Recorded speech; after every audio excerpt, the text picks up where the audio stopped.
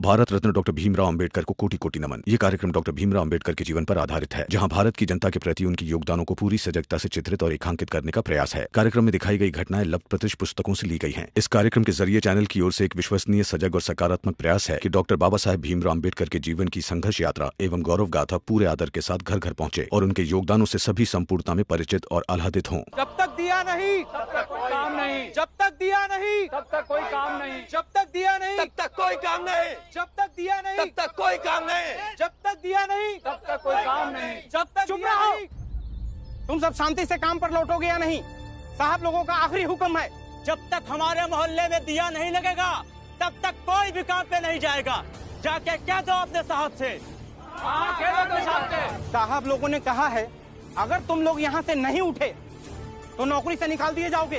Sir, इन्हें नौकरी से निकाल देना इतनी आसान बात नहीं है, और अगर ये इनकी नौकरी छोड़ देंगे तो इनका काम कौन करेगा?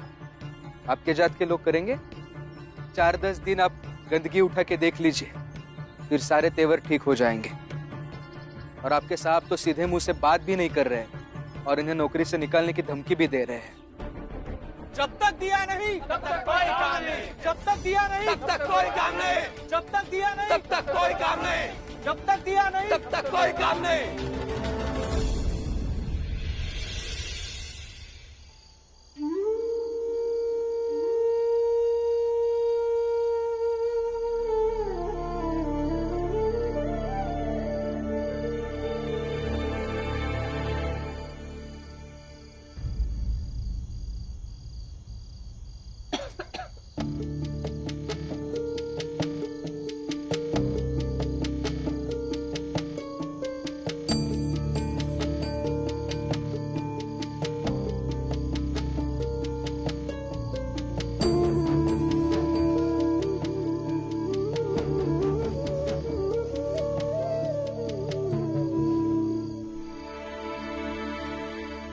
क्या हुआ दीदी? चलो। कहाँ? चलो।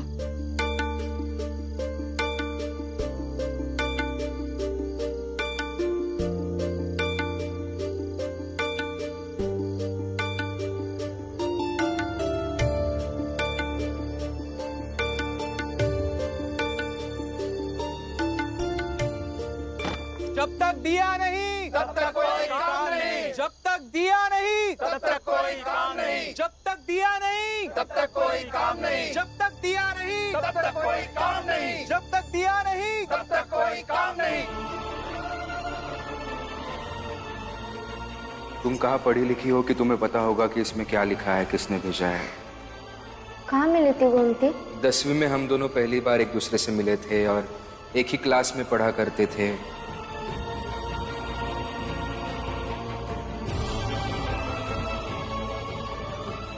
जब आपके जीवन में वही घूमती है तो मेरा क्या काम? मैं कहीं भी रह लूंगी, बस आपके साथ नहीं रहना है।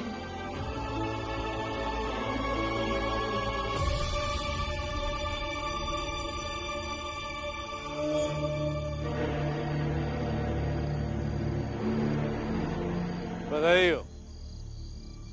ये तो उसकी जिंदगी से गई, ये तुम्हारी जीत है नरोत्तम, उस भीम की हार। काका, ये तो बस छोटी सी जीत है, मसला अभी हल नहीं हुआ। गोमती का खेल तो अब शुरू हुआ है, खेल बहुत लंबा जाएगा। सुबह होने का इंतजार कीजिए, एक बार इस रमा को भीमराव की जिंदगी से जाने दीजिए, फिर देखिए।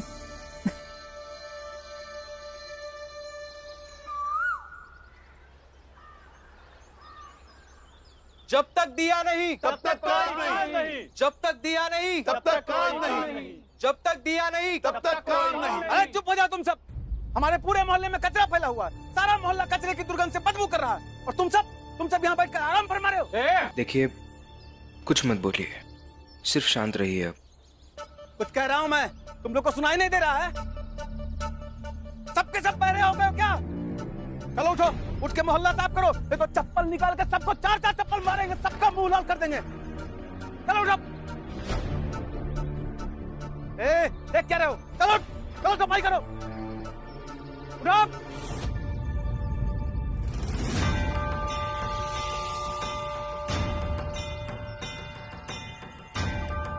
चलो जल्दी।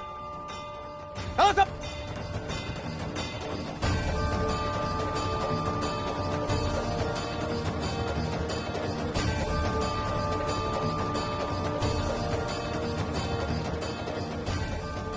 ये क्या है? आप एक मारोगे तो हम 10 मारेंगे। मार के तो देखिए, हड्डी पसली एक कर देंगे। हाँ। रुकिए, नीचे रखिए चप्पल।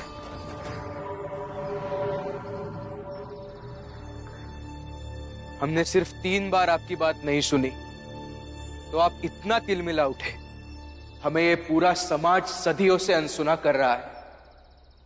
सोचिए हमें कैसा लगता होगा। और अब जाइए, खुद के मोहल्ले को खुद ही साफ कर लीजिए। अगर नहीं करना है तो हमारी मांग पूरी होने तक यही इंतजार कीजिए। अगर आपको गुस्सा दिखाना है तो नगर पालिका ऑफिस में जाकर दिखाइए, यहां नहीं। जाइए। ये क्या हमें गुस्सा दिखाएंगे? सुनने में आ रहा है कि सैकड़ों लोग नगर पालिका के दफ्तर में पहुंच चुके हैं और सब लोग वहां मांग कर रहे हैं कि उनका मोहल्ला साफ कराया जाए। अब जरूर नगर पालिका के अधिकारी आप सबको चर्चा के लिए बुलाएंगे। तैयार रहिए। देखिए,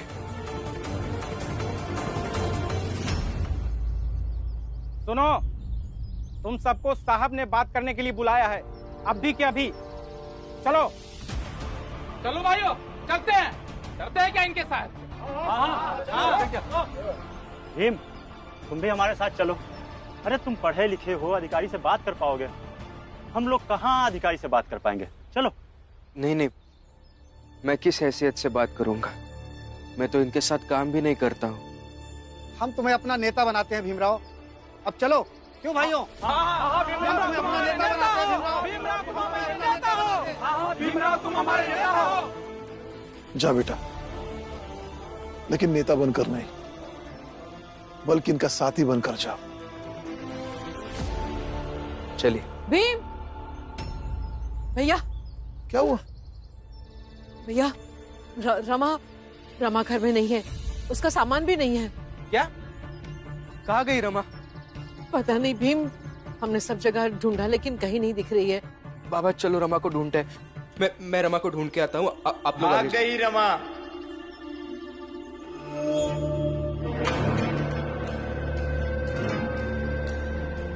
नेता सही नहीं है तुम्हारा।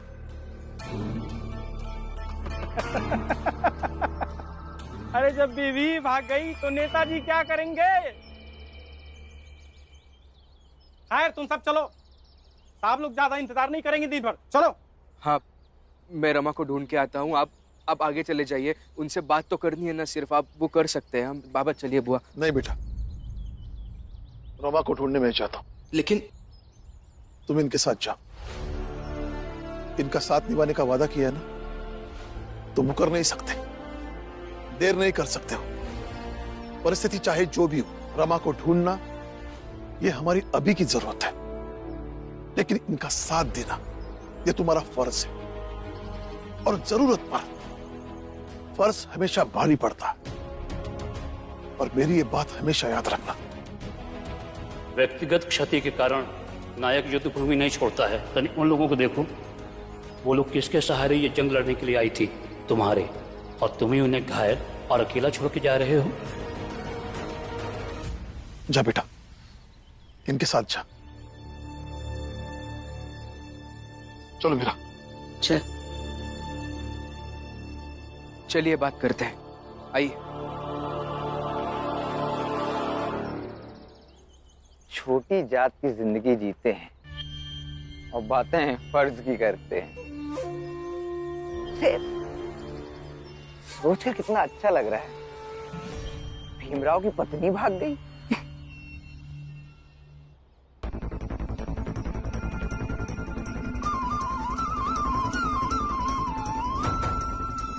तो मैं भूल ही गया कि तुम पढ़ी लिखी नहीं हो। अच्छा छोड़ो, जो पूछना है वो पूछ लो, मैं बता दूंगा। कुछ नहीं जानना मुझे। गोमती मुझसे मिलने वाली है, तुम भी चलोगे उससे मिलने? मैं क्यों आऊँ? कौन है वो मेरी? आप जाइए, शौक से जाइए। मैं उस गोमती से मिलने गया इसलिए इतनी नाराज हो ना? उस गोमती के बारे में तो बात ही नहीं करनी है। रमा, तुम्हें गलतफहमी हो गई है। मैं जल्दी ही तुम्हें ढूंढकर तुम्हारी गलतफहमी दूर कर दूंगा।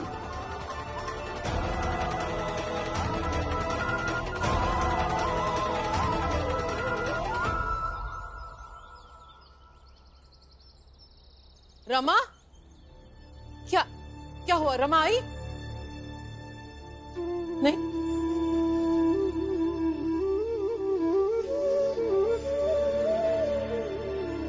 जीजा भाई, रमा से तुमने तो कुछ कहा नहीं ना कि वो घर छोड़कर चली गई? मैं भला क्यों कहने लगी उसे कुछ? और ऐसा तो कुछ नहीं कहा कि वो घर छोड़कर चली जाए और हमारी इतनी बेइज्जती हो। और इतने सालों से कुछ ना कुछ हमेशा कहा है मैंने उसे, तब तो नहीं गई घर छोड़कर। तो फिर अचानक ऐसा क्या हुआ कि रमा घर छोड़कर चली गई? आपको मेरे पति कैसे लगते हैं? हाँ, 3 दिन पहले पूछा था रमा ने। वो ऐसे है क्या कि मेरे सिवाय किसी और लड़की से संबंध हो?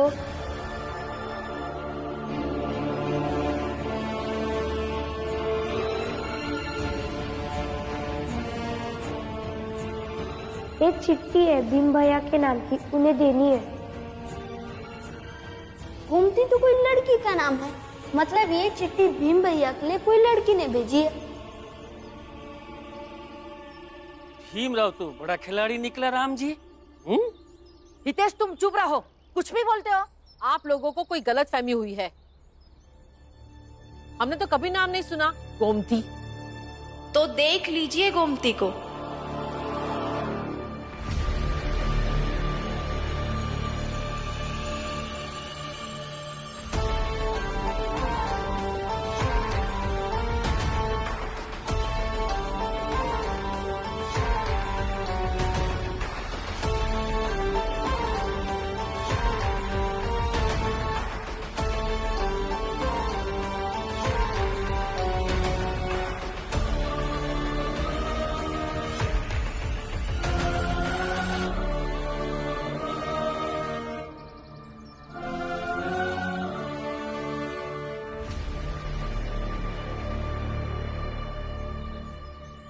आप सब ऐसे क्या देख रहे हैं?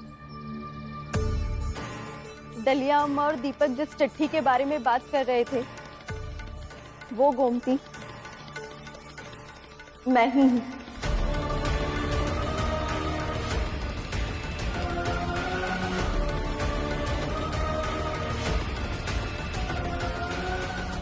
ऐसे कैसे? तुम कुछ भी बोलोगे और हम मान लेंगे? आनंद भाव, जवाब तो आपके भाई भीमराव को देने होंगे। जवाब दो भीमराव। इतने सालों पुरानी व्यवस्था पर उठाया हुआ तुम्हारा सवाल कैसे जायज हो सकता है? और तुम्हारे मोहल्ले में हम क्यों लाइट लगवाएं? और क्यों इतनी बड़ी संस्था को तुम छोटी जात वाले लोगों की, और वो भी कुछ लोगों की बात मान लेनी चाहिए? क्यों?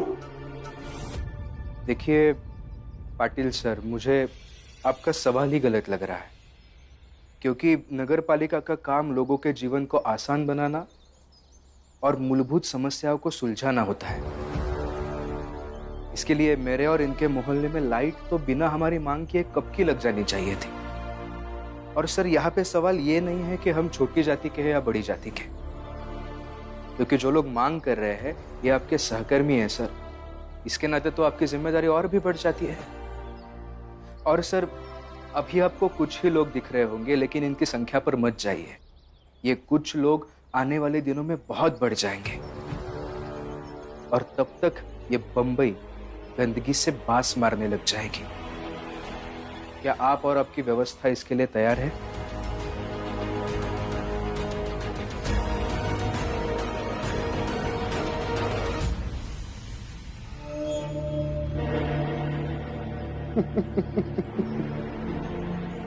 जिसकी बीवी भाग गई हो, उससे बड़ा गैर जिम्मेदार इंसान कौन हो सकता है? और खुद एक गैर जिम्मेदार इंसान जिम्मेदारी की बातें कर रहा है। भाई वाह। साहब, ये इसके घर का मामला है, इसे बीच में क्यों ला रहे हैं? क्यों? बात करने आया है, ज्ञान दे रहा है मुझे, तो कुछ मुझे भी तो उसे सत्य समझाना चाहिए।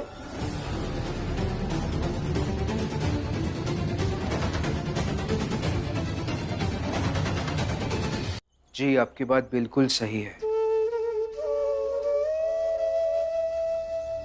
मैं एक गैर जिम्मेदार व्यक्ति हूं और मेरे पत्नी के भाग जाने का पूरा दोष स्वीकार करता हूं। तो क्या इसी तरह आपकी संस्था भी अपनी गैर जिम्मेदारी का दोष स्वीकार करती है? क्योंकि सर, आपसे मिलने के बाद मैं तुरंत जाकर मेरी पत्नी को ढूंढने वाला हूं। किसी भी तरह से उसे ढूंढकर उससे माफी मांग लूंगा, मेरी गलती को सुधार लूंगा। तो इस तरह आपको और आपकी संस्था को भी क्या अपनी गलती सुधारनी नहीं चाहिए, उसे कबूल नहीं करना चाहिए? और अगर नहीं तो सर, आप मुझे लिख के दीजिए कि आप हमारी जात के मोहल्ले में लाइट लगाने से मना कर रहे हैं, ताकि मैं जब आपसे ऊपर के अधिकारी से बात करूंगा तो आपकी लिखी चिट्ठी दिखा सकूं। साहिब मेरे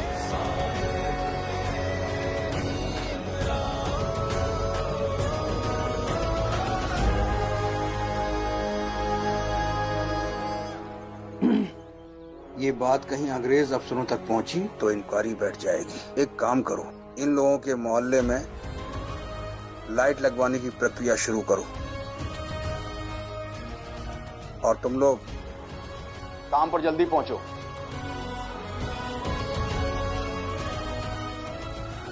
धन्यवाद सर।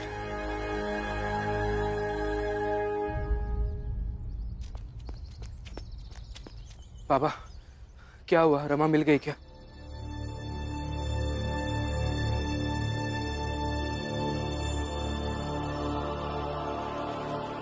क्या हुआ? सब मेरी तरफ ऐसे क्यों देख रहे हैं?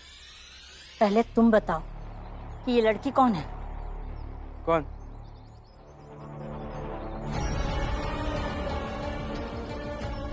आपका नाम भीमराव है? जी। मैं यही पड़ोस में रहती हूँ। आप वही है ना जो बगीचे में मिली थी?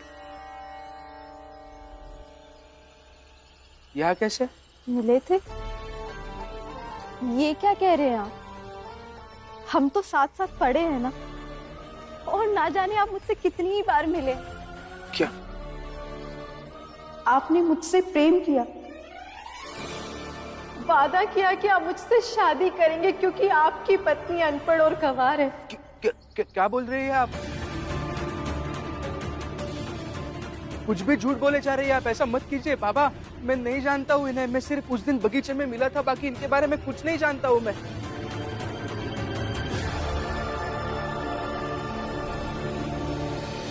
भीम बेटा, मुझे यकीन नहीं हो रहा है, लेकिन दीपक बता रहा था इसकी चिट्ठी तुम्हारे पास आई थी। इनके नाम की चिट्ठी?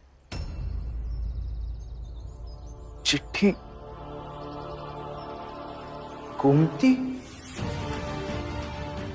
बाबा, ऐसी कोई गोमती थी ही नहीं। वो चिट्ठी मैंने भेजी थी, रमा को मैंने खुद लिखकर भेजी थी। लेकिन भीम, तुमने ऐसा किया क्यों? आनंद भैया, आपको याद आ रहा है क्या? उस दिन हम दोनों बात कर रहे थे कि रमा को पढ़ाने का तरीका नहीं मिल रहा है, और अचानक से मुझे कुछ याद आया, तो ये उन तरीकों में से एक ही था। मैंने उसको चिट्ठी भेजी थी आनंद भैया। वो सब तरीका तो ठीक था, लेकिन ये कौन सा तरीका है कि मुझसे विवाह का वादा करके आप मुझे टालते रहे? मैं अपना सामान बांधकर आई बाबा के घर से भाग आई हूँ, और आज से यहीं रहूंगी। ये क्या जबरदस्ती है? और तुम्हारे पास सबूत क्या है कि तुम सच बोल रही हो? नहीं है सबूत, क्योंकि मैंने इनसे प्यार किया। मैं प्यार का सबूत इकट्ठा नहीं करती रही, क्योंकि विश्वास नाम की भी कोई चीज होती है, और मैंने तो सपने में भी नहीं सोचा था कि आप मेरे साथ ऐसा करेंगे।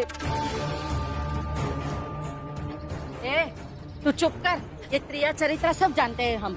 चल निकल यहाँ से, हमारा भीम ऐसा नहीं है। चलिए अम्मा, मुझे पता है ये झूठ बोल रही है, लेकिन ऐसा व्यवहार एक स्त्री के साथ उचित नहीं दिखता है। अब छोड़ दीजिए इन्हें। इसको बचाने का मतलब तो ये है कि भीम स्वीकार करता है कि उसका इसके साथ संबंध है। क्या?